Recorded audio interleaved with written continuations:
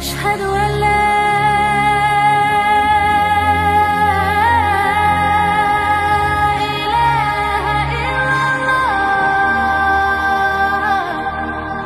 Kemudian dia mengatakan, ya Abu Bakar, aku sering bermimpi.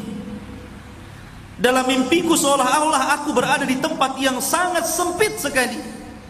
Tiba-tiba aku dipindahkan ke tempat yang sangat luas sekali. Maka Abu Bakar mengatakan, ya Khalid, itu pertanda bahwa engkau akan meninggalkan agama jahiliyah dan akan masuk ke dalam agama Islam. Masuklah ke agama kami. Akhirnya kemudian Khalid datang kepada Nabi SAW dan bersyahadat di hadapannya, mengatakan asyhadu an la ilaha illallah wa asyhadu annaka Rasulullah. Kemudian Khalid mengatakan, ya Rasulullah, ud'uli, berdoalah untukku, an yaghfirallahu ala ma mawa, agar Allah Subhanahu wa taala mengampuni dosa-dosa yang telah aku perbuat. Karena bagaimanapun Khalid selama puluhan tahun mengangkat senjata untuk membunuh kaum muslimin. Lihatlah dalam perang Badar, lihat dalam perang Uhud, jiwa kaum muslimin melayang di tangan Khalid, dan Khalid tidak pernah terkalahkan menjadi pemimpin perang di masa jahiliyah. Makanya dia mengatakan, ya Rasulullah, berdoalah untukku kepada Allah agar Allah mengampuni dosa-dosa. Maka Nabi SAW hanya mengatakan, ya Khalid, fa innal islama tajubbu ma qabla. Wahai Khalid, Islam itu menghapus dosa-dosa sebelum Islam.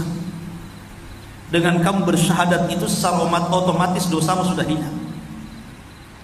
Ma'asyiral muslimin yang dimuliakan Allah Subhanahu wa taala. Kemudian Nabi SAW pun setelahnya, tepat pada tahun 8 Hijriah setelah perjanjian Hudaybiyah, artinya 2 tahun lagi sebelum wafat Nabi SAW, maka Nabi SAW mulai menyebar Islam keluar Arab, sebagaimana janji Nabi SAW dalam setiap dakwahnya ketika di Mekah, qulu la ilaha illallah tamliku bainal arabi wal a'jam, katakan la ilaha illallah, karena kalimat itu akan menguasai bangsa Arab dan bangsa non-Arab. Maka Nabi mulai melancarkan surat-suratnya, diberikan ke Najasyi, kemudian dilancarkan ke Mesir sampai ke Romawi. Ketika itu Nabi SAW mengirim surat ke salah satu raja yang menguasai Balqa, namanya Sarahbil Ibn Amr Al-Ajdi. Rajanya namanya Sarahbil, menguasai daerah Balqa, dan itu di bawah kekuasaan Romawi. Tapi apa yang terjadi? Al-Harith Ibn Umair yang mengantar surat itu rupanya dibunuh, disalib, disiksa dan dibunuh. Padahal tidak boleh seorang delegasi itu dibunuh.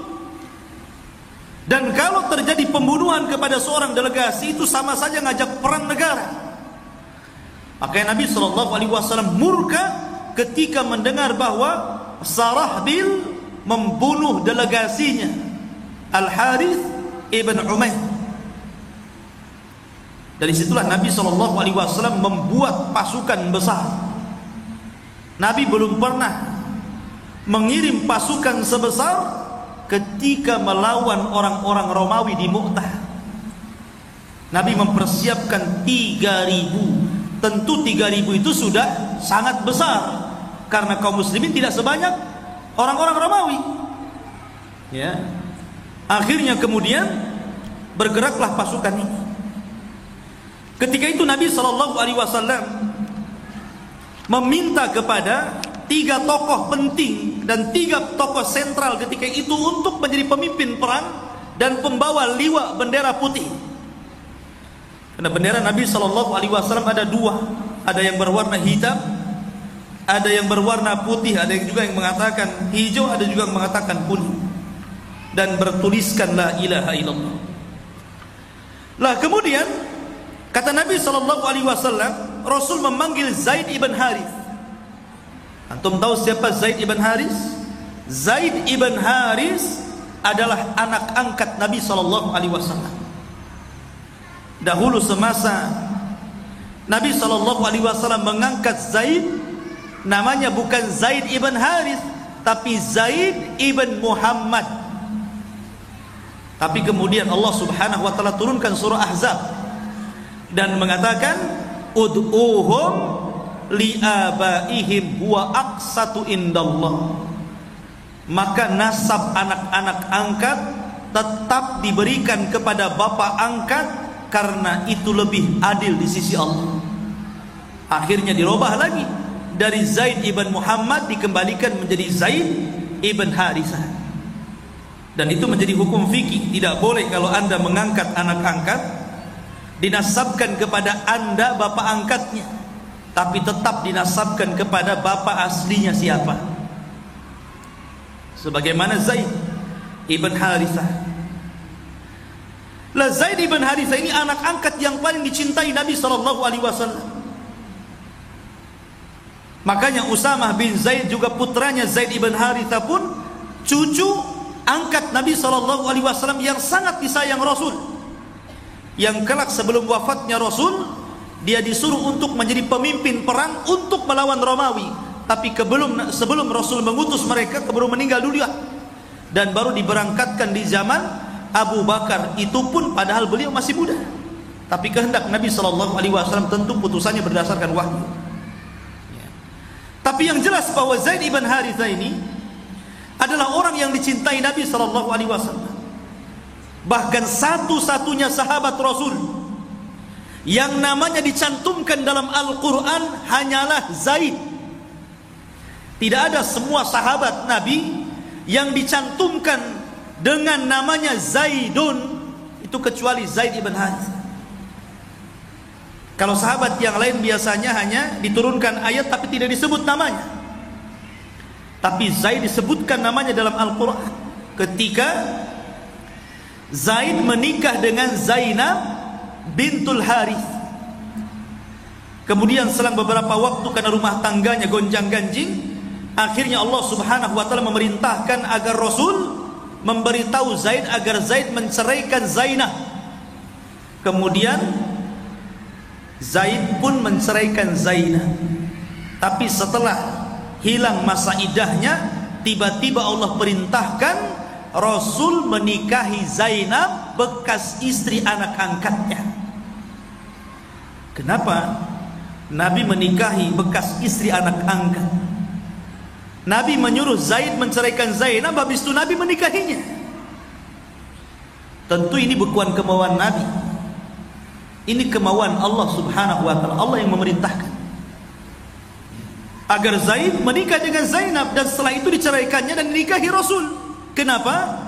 Untuk menghilangkan adat istiadat yang batil, di mana di zaman jahiliyah tidak boleh menikah dengan istri anak angkat. Padahal anak angkat bukan anak kandung. Anak angkat itu tidak ada hubungan mahram. Maka bekas istrinya pun tidak ada hubungan mahram dengan bapak angkatnya, sehingga boleh dinikahi. Itu maksudnya, untuk menghilangkan adat istiadat ini. Lah Zaid ini tumbuh di lingkungan Nabi SAW. Dialah yang banyak menemani Nabi SAW ketika dakwah, termasuk ketika Rasul berangkat ke Taif, kemudian disakiti oleh orang Taif. Yang melindungi Nabi SAW adalah Zaid ibn Harithah. Makanya ketika perang Mu'tah tepat pada tahun 9 Hijriah, Nabi meminta agar Zaid yang memimpin perang, dan dialah yang mengomando pertama dalam peperangan dan membawa liwa bendera putih yang kemudian menjadi simbol bendera kaum muslim. Kemudian kata Nabi, kalau Zaid terbunuh, maka pemimpin yang kedua adalah Ja'far bin Abi Thalib. Ikhwan, Ja'far bin Abi Thalib ini adalah sepupu Nabi. Dia saudara daripada Ali bin Abi Thalib, hanya beda setahun usianya. Tapi Ja'far bin Abi Thalib ini adalah orang yang awal-awal masuk Islam. Dia orang yang termasuk juga disiksa oleh orang-orang Quraisy, disakiti oleh orang-orang Quraisy, sehingga ketika Nabi SAW mengharuskan orang-orang yang masuk Islam, yang ditekan di Mekah agar hijrah, kemudian memilihkan tempat hijrah yang terbaik kemana? Ke Habasyah. Karena di sana ada raja yang tidak pernah menzalimi rakyatnya. Dialah Raja Najasyi, ya, namanya Ashamah bin Afjur. Maka berangkatlah rombongan pertama bersama Utsman bin Affan dan putri Nabi Ruqayyah. Ja'far pun ikut berangkat beberapa orang menuju Habasyah. Dia tinggal di Habasyah selama 7 tahun. Ketika kemudian Madinah sudah dikuasai kaum muslimin, maka Ja'far pun pulang dari Habasyah menuju Madinah. Baru dia tinggal sebentar di Madinah, tiba-tiba Nabi SAW mengatakan, "Ya Ja'far, engkau akan menjadi panglima kedua kalau Zaid terbunuh." Akhirnya kemudian Ja'far pun maju menjadi panglima kedua. Kemudian kata Rasul, kalau Ja'far meninggal dunia, maka Abdullah ibn Rawahah sebagai penggantinya. Dan Abdullah ibn Rawahah adalah sahabat yang rajin puasa. Sampai-sampai Anas bin Malik radhiyallahu anhu mengatakan, dalam situasi apapun Abdullah ibn Rawahah itu tidak pernah meninggalkan puasa. Walaupun dalam perang Mu'tah sekalipun, dia sedang puasa. Sampai dijelaskan suatu ketika, kami dan seluruh para sahabat tidak sanggup menjaga puasa kami karena panasnya yang luar biasa. Kata Anas, kecuali 2 orang yang tidak membatalkan puasa. Pertama Nabi SAW, dan yang kedua Abdullah ibn Rawahah. Ya, luar biasa Abdullah ibn Rawahah. Maka ketika kemudian barisan pun dibuat 3 pasukan. Yang pertama pasukan inti dipimpin oleh Zaid ibn Harithah. Kemudian pasukan kedua dipimpin oleh Ja'far bin Abi Thalib. Kemudian pasukan ketiga dipimpin oleh Abdullah ibn Rawahah. Tiba-tiba Abdullah ibn Rawahah menangis. Menangis di hadapan pasukan.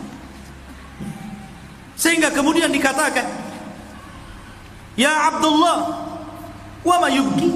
Hal anta khaif?" Wahai Abdullah, kenapa anda menangis? Kau takut ya? Kata Abdullah ibn Rawahah mengatakan, "Wallahi demi Allah, aku tidak takut. Walakinni tadzakkartu qaulallahi ta'ala." Tapi aku mengingatkan firman Allah Subhanahu wa ta'ala. Maka orang-orang mengatakan, firman yang mana wahai Abdullah? Maka Abdullah ibn Rawahah kemudian membacakan tentang jahannam. "Wa in minkum illa wariduha kana ala rabbika hatman maqdiyah thumma nunajjil ladzina taqaw wa nadharu adh-dhalimina jisiyah." Dia teringat dengan ayat ini. Wa in minkum illa wariduha, kalian semua akan melalui siratal mustaqim. Dan siratal mustaqim itu jisrun mamdudun fawqa jahannam, sebuah jembatan yang terbentang bawahnya jahannam. Dan kalian pasti melewatinya. Dan itu keputusan Allah Subhanahu wa ta'ala yang tidak mungkin tidak. Kemudian Allah mengatakan, "Tsumma nunajjil ladzina taqaw." Dan orang-orang yang bertakwa akan diselamatkan, tapi orang-orang yang zalim akan dijatuhkan dan dimasukkan ke dalam jahannam. Katanya Abdullah ibn Rawahah, "Demi Allah, aku selalu mengingat ayat ini dalam peperanganku, sehingga kalau Allah wafatkan diriku, apakah aku bisa selamat dari jembatan itu atau tidak?" Maka para prajurit yang lain mengatakan, "Ya Abdullah, arja'akumullahu salimina ghanimina muntasirin." Wahai Abdullah ibn Rawahah, kudoakan engkau, mudah-mudahan kau pulang dengan selamat. Mudah-mudahan kau pulang membawa harta rampasan perang yang banyak. Mudah-mudahan kau dimenangkan Allah Subhanahu wa ta'ala, disemangati oleh pasukan. Tapi Abdullah ibn Rawahah mengatakan, "Tidak, aku tidak mengharap itu. Aku tidak mengharap, aku ingin selamat. Justru aku mengharap dalam peperangan ini, aku ingin mati syahid. Aku ingin dicabik-cabik tubuhku oleh musuhku, dan aku tidak mengharapkan kemenangan.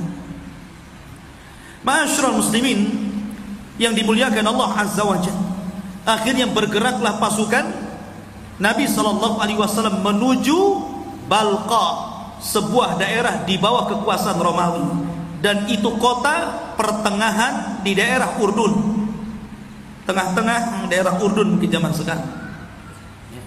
Berangkatlah mereka berhari-hari, berminggu-minggu, berbulan-bulan.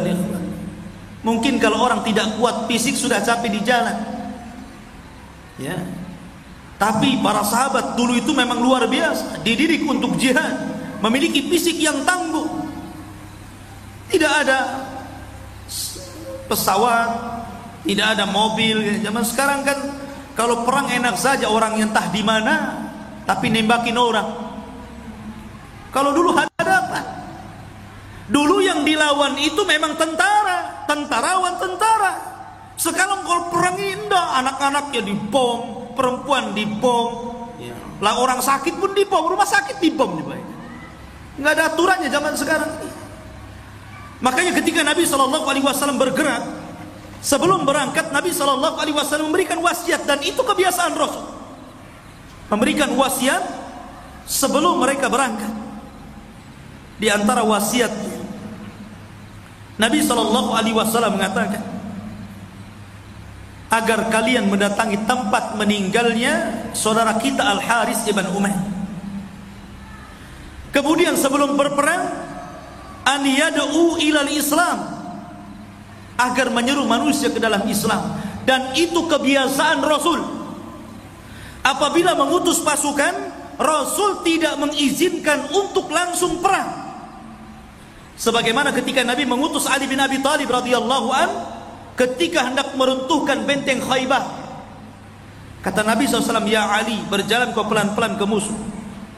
Apabila musuhmu sudah di hadapanmu, ajak mereka agar mengucapkan la ilaha illallah. Disuruh masuk Islam dulu. Kalau tidak mau, gak apa-apa, tapi bayar upeti, bayar jizyah. Kalau tidak mau, bismillah, perangi. Begitu kebiasaan Rasul. Dan ini menunjukkan bahwa Islam itu bukan agama sadis, bukan agama teroris, bukan agama radikalis, tapi Islam mengutamakan dakwah dibandingkan jihad. Ngajak orang dulu, bukan main hantam dengan bom saja. Tidak, diajak dulu kepada Islam, keindahan Islam, kemuliaan Islam. Baru kalau tidak mau pun ada tahapannya. Kemudian Nabi SAW mulai mengajarkan adab peperangan. Kata Nabi SAW, "Ughzu bismillah." Berperanglah dengan membaca kalimat Allah, bismillah. Penting ikhwan, penting ikhwan. Bukan hanya berperang saja. Antum mencari kerja juga pakai bismillah.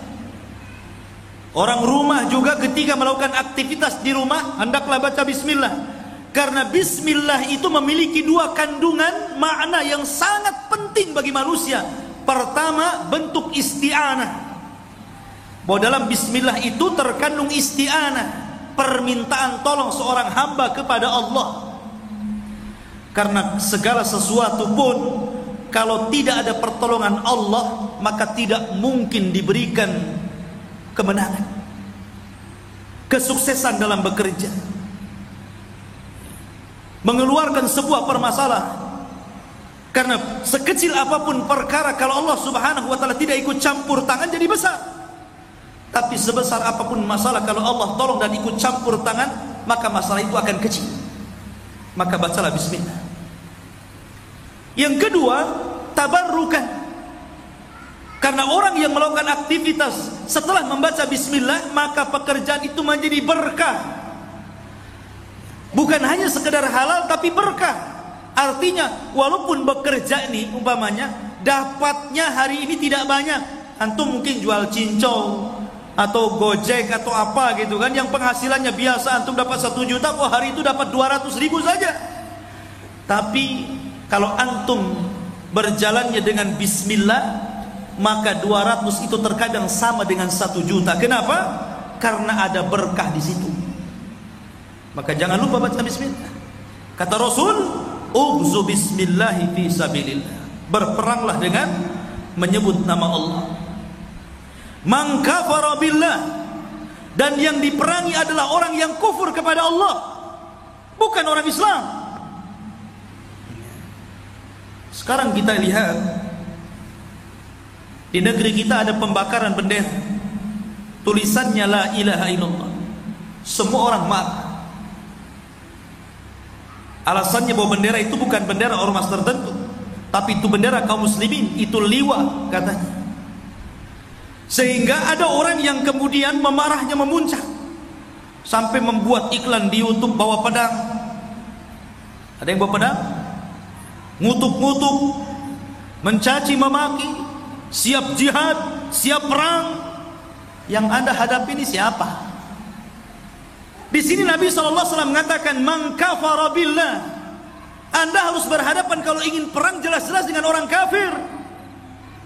Mereka kaum muslimin.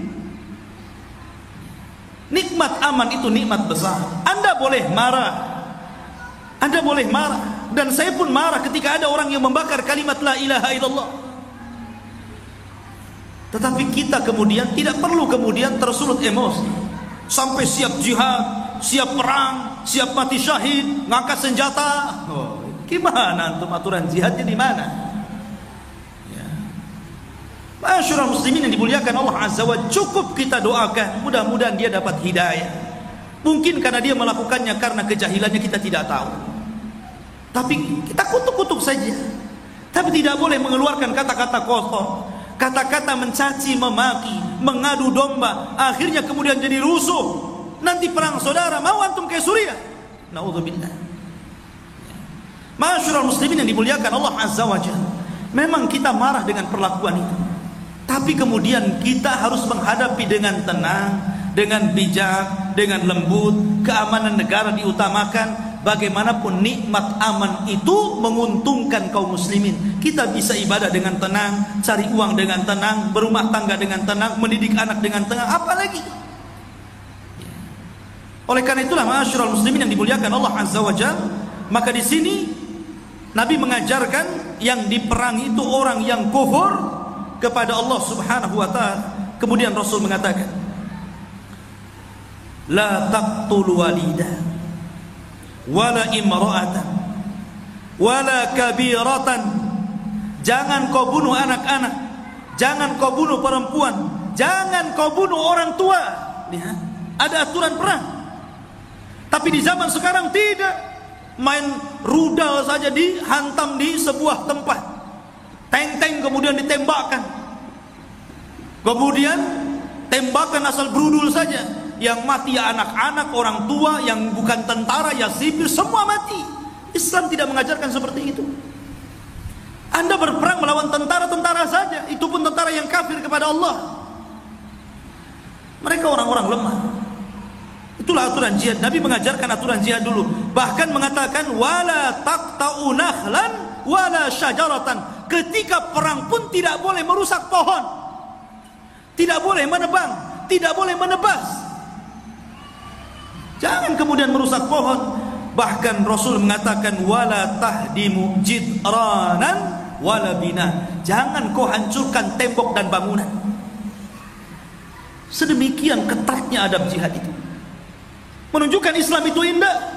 Walaupun yang diserang negara kafir umpamanya, tidak boleh kita bakar hutannya, kemudian kita runtuhkan gedung-gedungnya. Cukup kita perangi orangnya saja. Kecuali kalau dalam gedung itu tentara semua, ya iyalah, lain bisa ditanya. Cemana kan? Kalau zaman sekarang kan nggak zaman dulu. Kita bawa pedang, mereka bawa rudal, kan? Habislah kita. Masyaallah muslimin yang dimuliakan Allah Azza wa Jalla, maka berangkatlah mereka menuju Mu'tah. Sesampainya di Mu'tah, rupanya tentara orang-orang Romawi tidak diperkirakan sebelumnya oleh para sahabat Nabi. Dikiranya 3.000 pasukan sudah besar. Rupanya mereka melawan 200.000. Bayangkan. 200.000 melawan 3.000 orang. Itu 1 banding berapa itu? Sehingga para sahabat ketika itu kebingungan. Ini tentara banyak nih. Kita 3.000 orang saja, di hadapan kita 200.000 orang, ada yang mengatakan 250.000.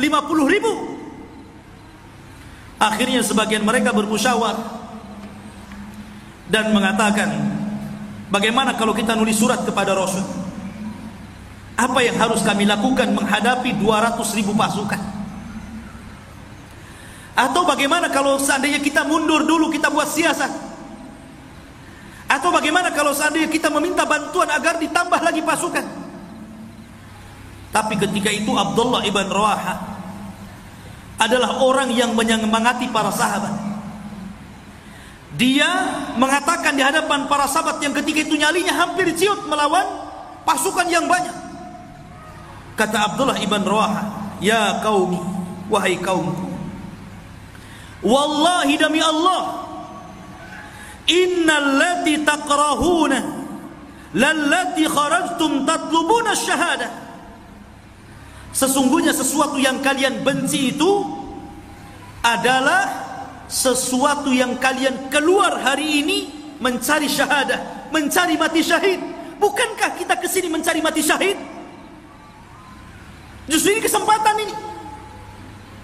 Kemudian kata Abdullah ibn Rawaha, nahnu la nuqatilun nas bi'adadin wala biquwatin wala kabiratin, innama ihdal husnayn, innama ihdal husnayaini zuhurun aw syahadah. Kata Abdullah bin Rawaha, kita tidak hendak berperang karena jumlah, kita tidak hendak berperang karena kekuatan, kita tidak hendak berperang karena besarnya pasukan, tapi kita berperang karena mencari dua perkara yang baik. Pertama kemenangan, yang kedua syahid. Apalagi? Akhirnya kemudian para sahabat terpancing dengan provokasi daripada Abdullah ibn Rawaha. Mereka bangkit semangatnya, kemudian mereka sampingkan ide-ide tadi, siap perang. Ma'asyiral muslimin yang dimuliakan Allah Azza wa Jalla, maka berangkatlah pasukan melawan tentara Romawi 200.000 yang dipimpin oleh Herakli. Berjumpa di Mu'tah di pertengahan Urdun. Dan luar biasa ikhwah, Anda bisa bayangkan 200.000 melawan 3.000. Lautan tentara yang sangat kuat dari Romawi, yang dikenal kekuatan perangnya. Mereka seperti melebur, mengepung tentara yang kecil. Tapi semangat para sahabat tidak patah. Mereka tetap meringsek ke depan dan kemudian berperang dengan sangat hebat. Akhirnya pemimpin kaum muslimin Zaid ibn Harithah pun gugur pertama kali dalam perang Mu'tah, sesuai dengan tartib sabda Nabi. Setelah Zaid meninggal dunia, sebelum bendera itu jatuh, lalu diambil oleh Ja'far bin Abi Thalib. Karena kalau bendera itu jatuh, itu tanda kekalahan, menunjukkan bendera itu sesuatu yang mulia, harus dipertahankan. Maka akhirnya Ja'far pun mengambil bendera, dipegangnya oleh tangan kanannya, sambil tangan kirinya menyabat-nyabat musuh. Tapi Allah takdirkan tangan kanannya tersabat sehingga putus, kemudian diambil tangan kirinya. Tangan kirinya pun tersabat, putus juga. Akhirnya ditaruh di dada, kemudian dipeluknya. Sampai kata Anas bin Malik radhiyallahu anhu mengatakan, aku melihat hampir puluhan, ada yang mengatakan 70 lebih tusukan pedang di tubuh Ja'far bin Abi Thalib, sampai akhirnya dia terguling dari kudanya dan kemudian Abdullah ibn Rawaha menangkap benderanya. Ketika Ja'far meninggal dunia, Nabi SAW berada di Madinah. Rasul SAW tahu bahwa Ja'far gugur karena malaikat Jibril memberitahunya. Makanya kemudian Rasul SAW mengatakan, laqad abdalahullahu ala yadaihi bijanahaihi yatiru fil jannati haitsu syaa. Sungguh Allah Subhanahu wa taala telah menggantikan kedua tangan Ja'far dengan dua sayap yang dia akan terbang di sorga sesuai dengan kehendaknya. Rasul tahu. Dan subhanallah, Ja'far bin Abi Thalib itu orang yang paling mirip dengan Rasul wajahnya. Paling mirip dengan Rasul, postur tubuhnya, kulitnya, mukanya luar biasa. Sehingga ketika Ja'far bin Abi Thalib meninggal dunia, maka Nabi SAW merasa sesak dadanya. Bagaimanapun ikhwan, Ja'far sudah 7 tahun berada di Habasyah, di tempat hijrahnya, di tempat pengungsian kaum muslimin ketika kaum muslimin tertindas di kota Mekah. Kemudian pulang ke Madinah. Akhirnya kemudian baru berjumpa beberapa waktu dengan Nabi SAW. Belum lama bercengkrama dengan Rasul. Dan Ja'far pun hanya memiliki anak-anak kecil karena usia meninggalnya itu di bawah 40 tahun, masih muda. Sehingga ketika kematian Ja'far, Rasul kemudian merasa sedih sekali. Setelah 3 hari kematian Ja'far, dia mendatangi keluarganya. Keluarganya tidak tahu, istrinya tidak tahu, anak-anaknya yang masih kecil tidak tahu. Bahkan ketika kemudian dilaporkan Nabi SAW akan datang, istrinya mengira bahwa pasukan sudah datang, Ja'far akan pulang membawa kemenangan. Makanya istrinya kemudian menyediakan makanan yang enak, anak-anaknya dimandikan dengan bersih, supaya ketika ayahnya pulang melihat anak-anaknya sudah segar, sudah cantik, sudah ganteng. Dikiranya seperti itu. Kemudian Nabi SAW datang. Karena muka Nabi mirip dengan Ja'far bin Abi Thalib, anak-anaknya masih kecil, disangkanya bapaknya. Mengejar Nabi SAW, disangka bapaknya. Subhanallah. Tapi kemudian Nabi SAW beritahu kepada istrinya bahwa Ja'far telah syahid. Maka istrinya langsung shock. Bagaimana tidak? Di Madinah baru tinggal beberapa saat, maka Nabi SAW pun menangis karena sedih. Maka Rasul mengatakan, isna'u ta'aman li ali Ja'far. Buatkan wahai para sahabatku makanan untuk keluarga Ja'far, karena dia tertimpa musibah hari ini. Ma'asyiral muslimin yang dimuliakan Allah Azza wa Jalla, kembali ke peperangan. Maka ketika Ja'far kemudian roboh, diambil Abdullah ibn Rawaha. Setelah Abdullah ibn Rawaha pun kemudian selang beberapa waktu, dia pun kemudian gugur juga sesuai dengan keinginannya, ingin mati syahid dalam perang Mu'tah. Allah kabulkan. Akhirnya dia pun jatuh dan tumbang. Namun sebelum bendera jatuh, diambil oleh Utsman ibn Talha. Kemudian pasukan mundur.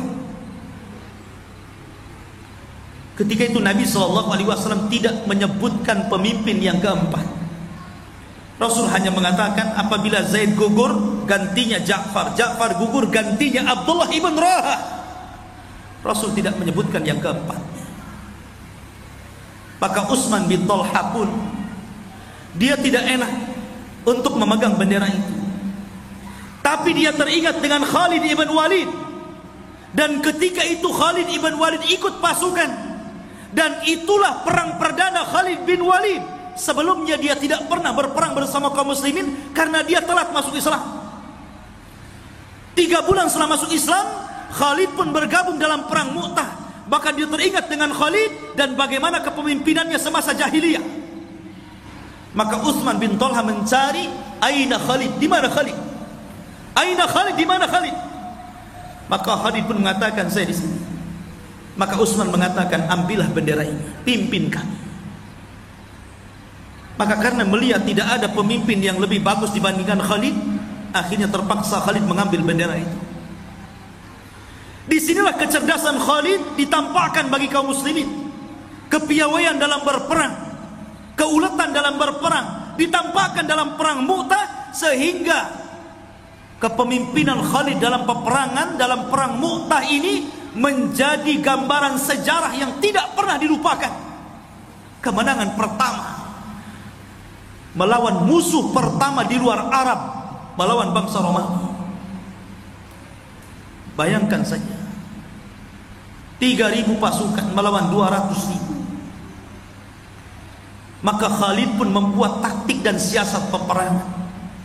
Disediakan berbagai macam seragam perang dan seragam persenjataan. Terkadang mereka maju kemudian mundur ganti seragam, kemudian maju mundur ganti seragam, seolah-olah banyak padahal pasukannya itu saja. Terkadang kemudian maju mundur dari samping kiri, jadi orang Romawi dikacaukan belum dengan Khalid, seolah-olah bagaimana pasukan itu banyak sekali, dibuatnya debu mengepul, dibuatnya suara kuda gitu kan. Pokoknya bagaimana mengecoh, karena bagaimanapun al-harbu kaidun, perang itu tipu daya. Anda tidak boleh menipu kecuali dalam peperangan. Anda tidak boleh sombong kecuali dalam peperangan. Sombong boleh ketika perang, tapi di luar perang tidak boleh sombong. Menipu boleh dalam peperangan, tapi jangan menipu di luar peperangan. Zaman sekarang terbalik, kalau perang jujur, kalau di luar perang nipu. Ma'asyiral muslimin yang dimuliakan Allah Subhanahu wa taala. Akhirnya Khalid bin Walid berhasil kemudian memenangkan perang itu. Sehingga dalam riwayat Bukhari, hadis yang ke-611, Rasul sallallahu alaihi wasallam mengatakan, ketika dia diberitahu malaikat Jibril gugurnya Zaid, yang mengatakan usiba Zaid, Zaid telah meninggal dunia, semoga Allah mengampuni dosa-dosanya.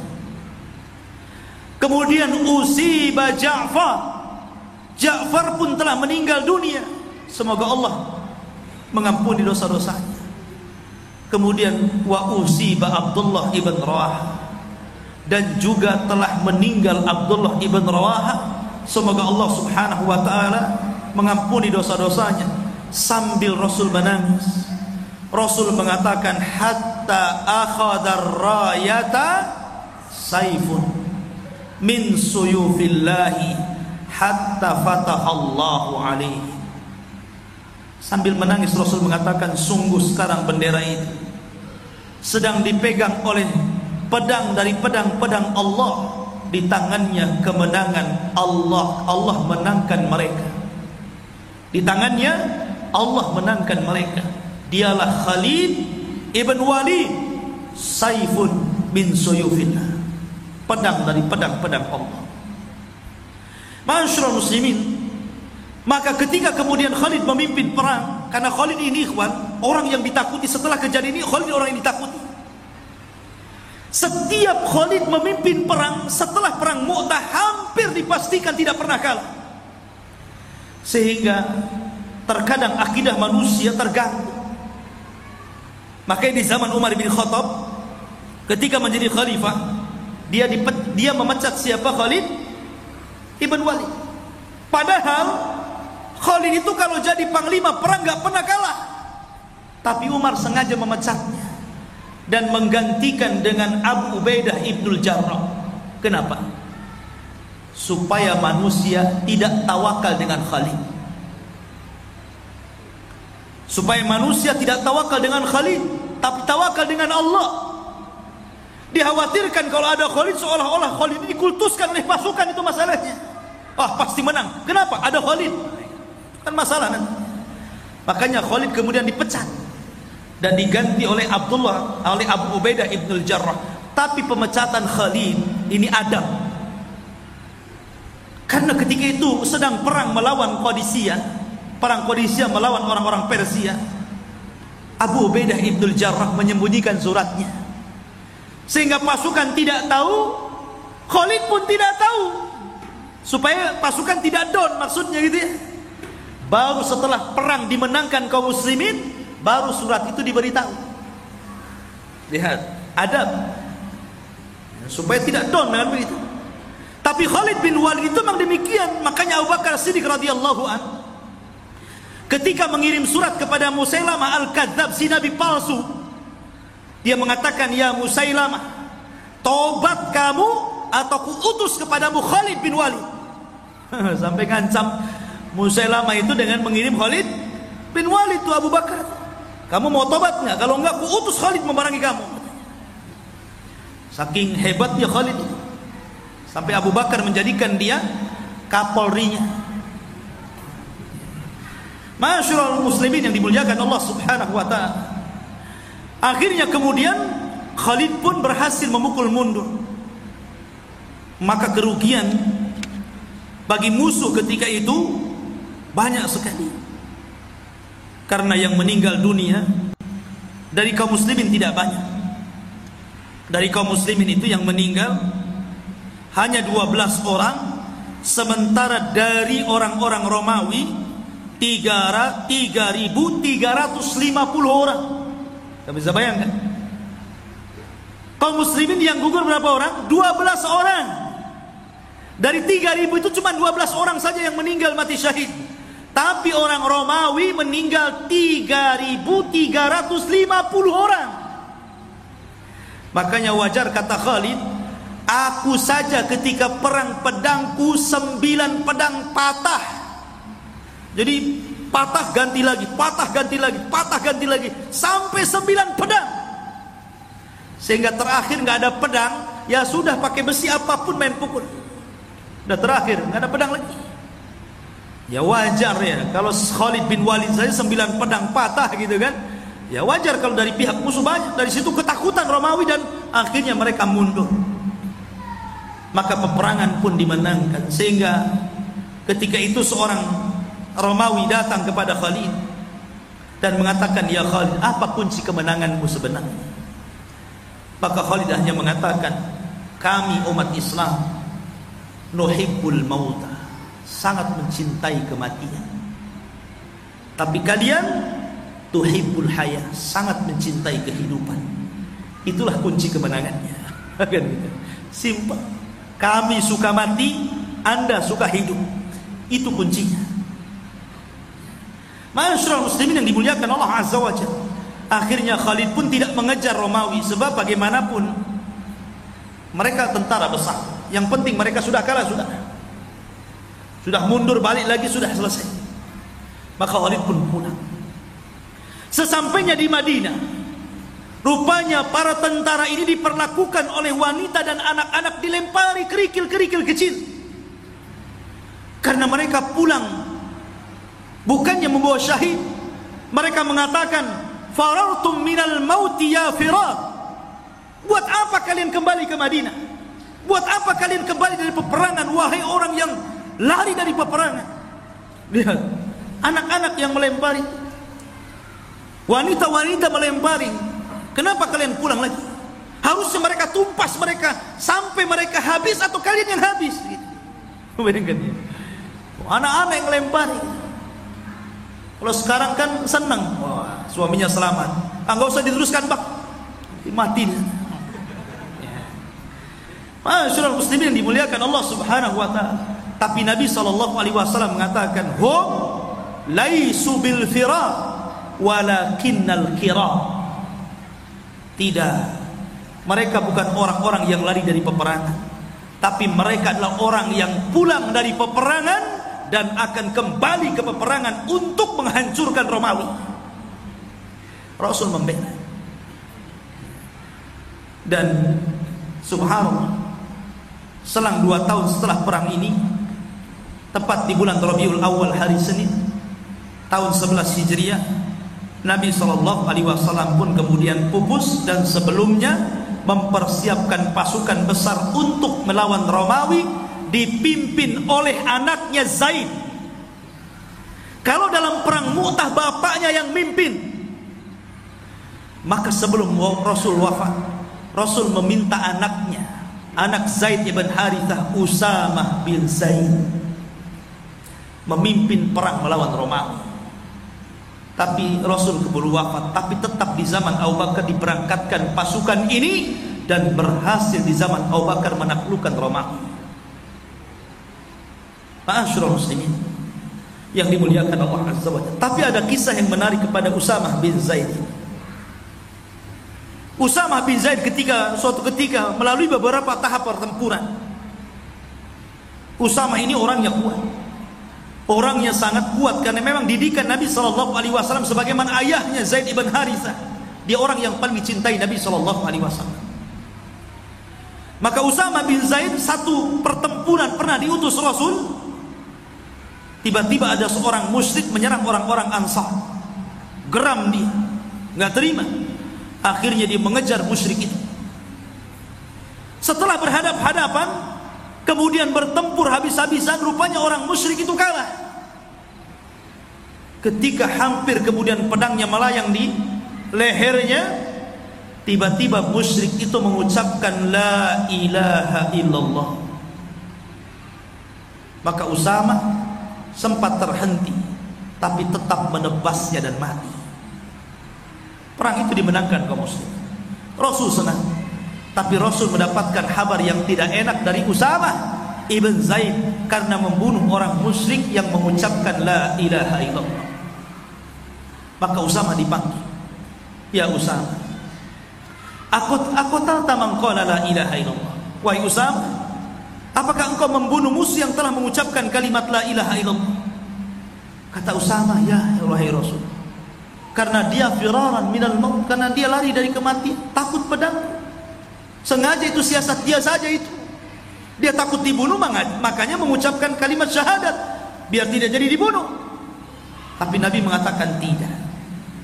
Aqatalta man qala la ilaha illallah ya Usama. Apakah engkau sudah membunuh orang yang mengucapkan kalimat la ilaha illallah ya Usama? Tapi Usama tetap berdalih bahwa itu siasat orang musyrik supaya lari dari peperangan, lari dari kematian. Tapi Rasul mengatakan, ya Usama, afala syaqaqta an qalbi hatta ta'lama aqalaha lillah am li ghairillah.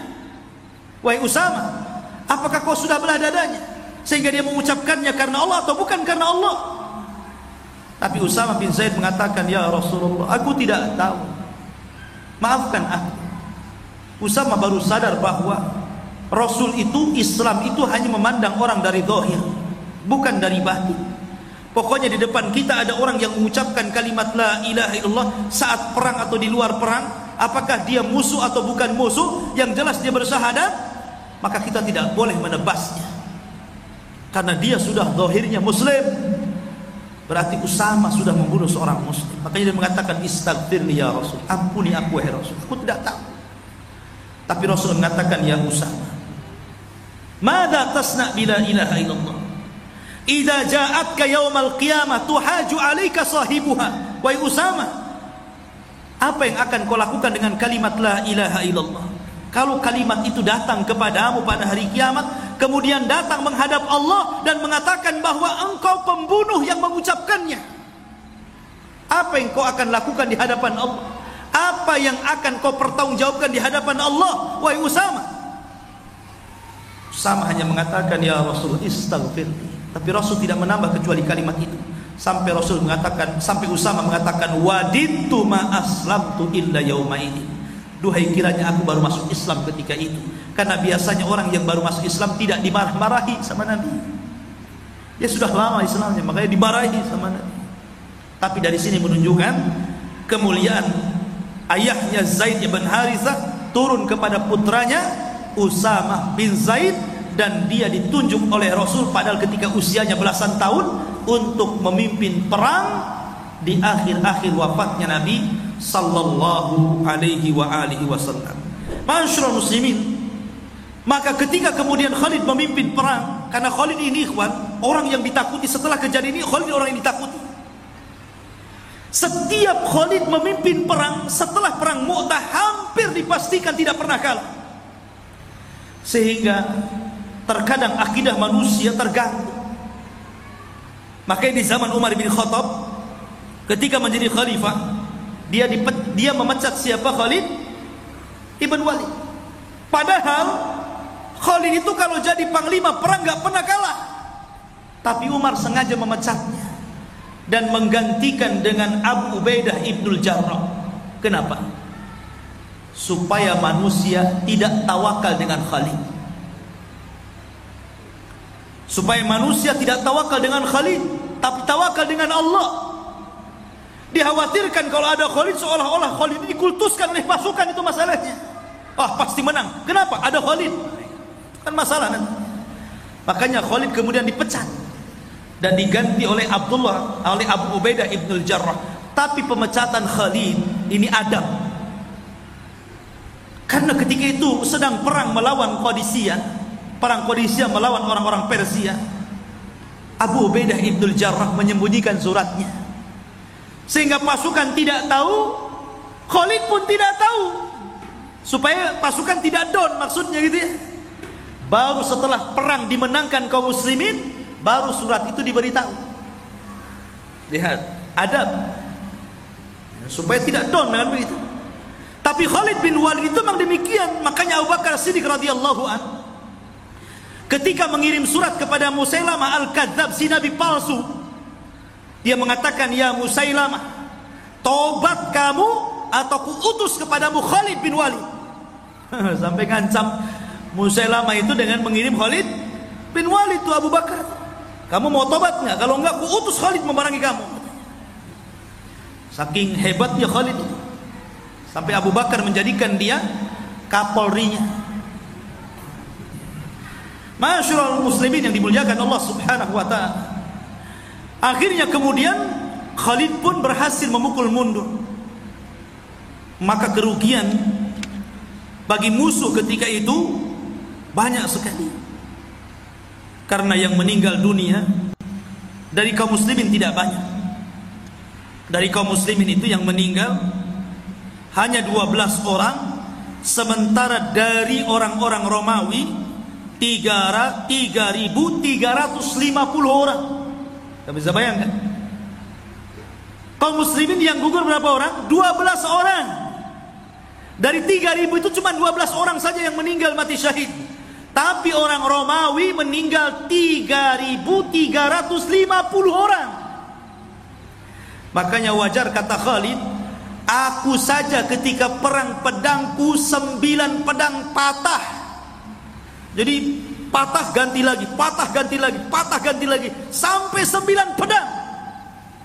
Sehingga terakhir nggak ada pedang, ya sudah pakai besi apapun main pukul.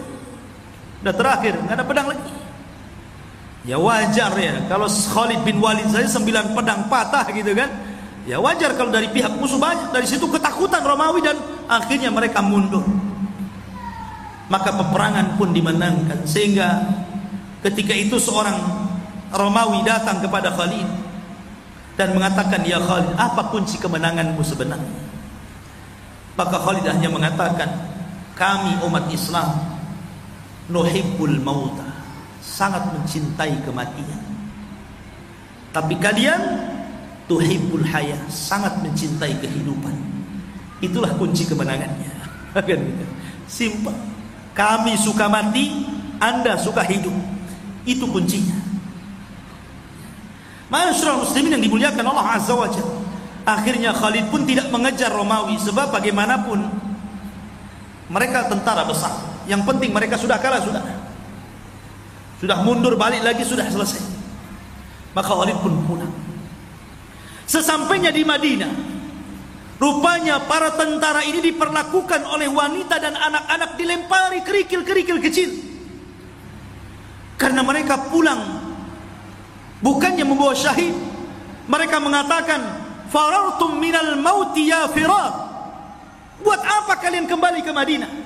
Buat apa kalian kembali dari peperangan, wahai orang yang lari dari peperangan?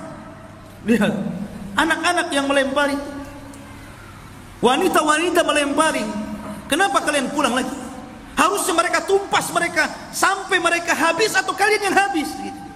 Bayangkan ya, anak-anak yang melempari. Kalau sekarang kan senang, wah, suaminya selamat, nggak usah diteruskan bak, mati. Masyarul muslimin yang dimuliakan Allah Subhanahu wa ta'ala. Tapi Nabi SAW mengatakan, hum laisu bil firar walakinnal kiram.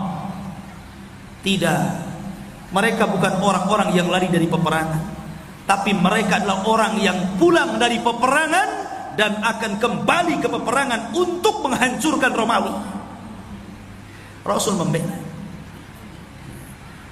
Dan subhanallah, selang 2 tahun setelah perang ini, tepat di bulan Rabiul Awal hari Senin tahun 11 Hijriah, Nabi SAW pun kemudian pupus dan sebelumnya mempersiapkan pasukan besar untuk melawan Romawi dipimpin oleh anaknya Zaid. Kalau dalam perang Mu'tah bapaknya yang mimpin, maka sebelum Rasul wafat, Rasul meminta anaknya, anak Zaid ibn Harithah, Usamah bin Zaid, memimpin perang melawan Romawi.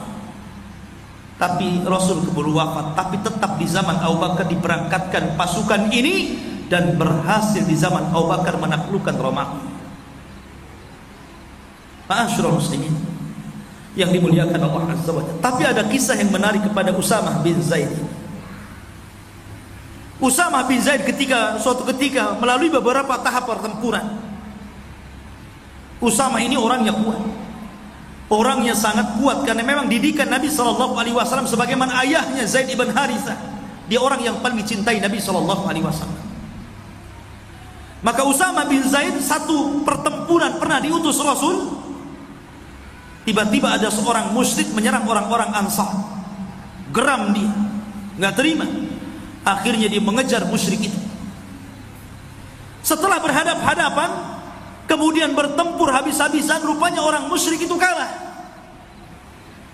Ketika hampir kemudian pedangnya melayang di lehernya, tiba-tiba musyrik itu mengucapkan la ilaha illallah. Maka Usamah sempat terhenti, tapi tetap menebasnya dan mati. Perang itu dimenangkan kaum muslim. Rasul senang, tapi Rasul mendapatkan kabar yang tidak enak dari Usamah ibn Zaid karena membunuh orang musyrik yang mengucapkan la ilaha illallah. Maka Usamah dipanggil, ya Usamah, aku tahu tamang qala la ilaha illallah. Wahai Usamah, apakah engkau membunuh musuh yang telah mengucapkan kalimat la ilaha illallah?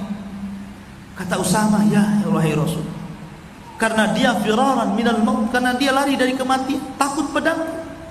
Sengaja itu siasat dia saja itu. Dia takut dibunuh, makanya mengucapkan kalimat syahadat biar tidak jadi dibunuh. Tapi Nabi mengatakan tidak. Aqatalta man qala la ilaha illallah ya Usamah.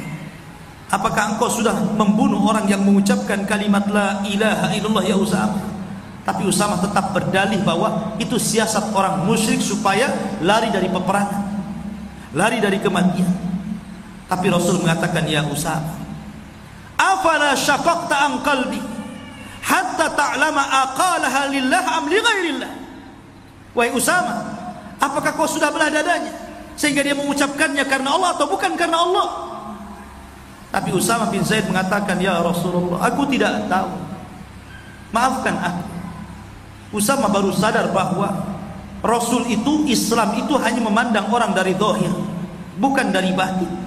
Pokoknya di depan kita ada orang yang mengucapkan kalimat la ilaha illallah saat perang atau di luar perang, apakah dia musuh atau bukan musuh, yang jelas dia bersyahadat, maka kita tidak boleh menebasnya karena dia sudah zahirnya muslim. Berarti Usamah sudah membunuh seorang muslim. Makanya dia mengatakan, istaghfirli ya Rasul, ampuni aku wahai Rasul, aku tidak tahu.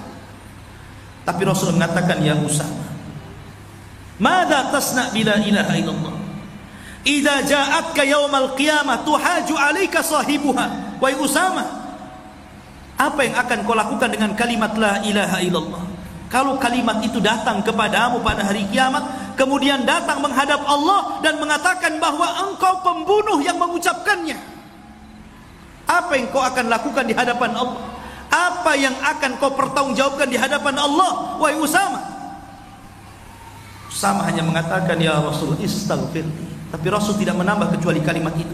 Sampai Usamah mengatakan, wadidtu ma aslamtu illa yaumaidin. Duhai kiranya aku baru masuk Islam ketika itu. Karena biasanya orang yang baru masuk Islam tidak dimarah-marahi sama Nabi. Dia sudah lama Islamnya, makanya dimarahi sama Nabi. Tapi dari sini menunjukkan kemuliaan ayahnya Zaid ibn Harithah turun kepada putranya Usamah bin Zaid, dan dia ditunjuk oleh Rasul padahal ketika usianya belasan tahun untuk memimpin perang di akhir-akhir wafatnya Nabi sallallahu alaihi wa alihi wasallam.